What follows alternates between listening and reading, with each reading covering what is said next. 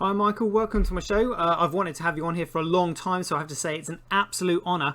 I've just got a few quick questions that I want to go over with you, if that's all right. So I was wondering, what do you say to people like Peter McCormack who think that Bitcoin should be changed and tampered with and just messed around with?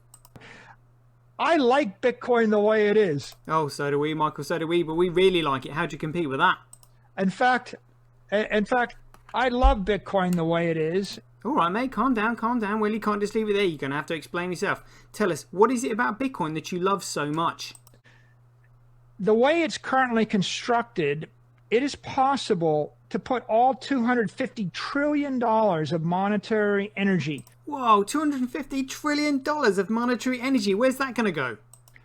In big blocks of encrypted energy on the blockchain. They do sound like big blocks. What sort of numbers are we talking about? Maybe the Bitcoin will be 1 million. You can probably calculate $10 million of Bitcoin or something. Whoa, $10 million per Bitcoin or something. I mean, how's it going to fit and where's it going to go?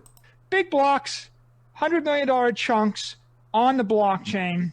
Awesome. Thanks very much. Cheers, Michael. See you later.